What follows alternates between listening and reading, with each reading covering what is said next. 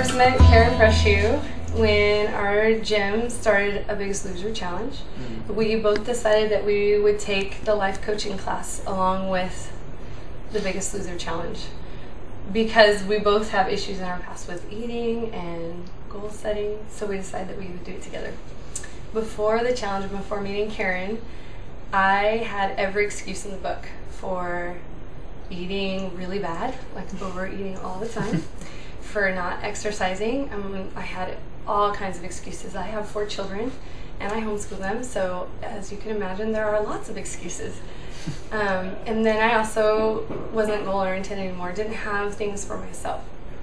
So going into class with Karen made me start thinking about what I needed to do to get back on track, to be able to keep up with my kids, because I was tired all the time. I didn't have energy to give to them. So she just made me think about some things that I hadn't been thinking about or that I hadn't thought of before. Well, you told me to go take the class. I wasn't too sure about it because I thought I already knew everything about weight loss. I had read enough books. I already started the transformation before you did. I started with I had already lost a lot of weight, 40 pounds, so I thought I knew what to do. And this wasn't so much a class about weight loss as much as it was a really kind of a watershed moment where we got to look at our life and say, is this what we want? And you know, look at the totality of who we are, and you know, stop looking for excuses and look at what we really want for our life. Do we want to be better parents, and you know, for our own faith, everything. It was a really good time. I really enjoyed towards the end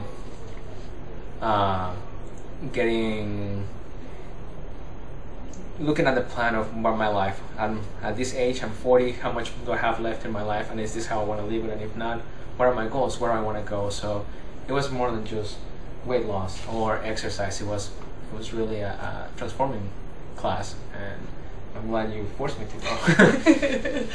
You know, to be honest. One of my favorite things that Karen taught us was the idea that you're not on a diet, that it's not about dieting, that if you're dieting, when you come up for a breath of air in the end, you're going to eat so much that usually you end up gaining more. And we found that in the past and struggled with, we would diet or work really hard at it and then go back to what we normally eat and gain more. So the concept of eating when you're hungry and stopping when you're full was amazing. And very integral for us. And we realized also that we were teaching our kids things that were in our past, like you need to clear your plate, and watching our son start to gain weight. And then as we kept meeting with Karen and learning different tools, being able to say to our kids, if you're full, go ahead and stop. You don't need to clear your plate. So the other part that was good for me is letting my family know that I needed some things for myself. There was a moment a few weeks into the challenge and Karen asking us, you know, what do you want to do for you? Is this how you want to be the rest of your life? Where do you want to be when you're 90? Where do you want to be in 10 years? And really thinking about those questions, and then seeing the excuses I kept making, and my kids were one of them. And I sat them down and I just said, look guys, mom needs this. I need to do this for me so that I have something to give for you, so that I can get up in the morning just to be able to have something for me and to be able to give to you. And before that, they had been fighting me and complaining about going to the gym and why we were doing it all the time. And after that, I'm not kidding you, like the next day, I'm like, where are the kids? I can't find them.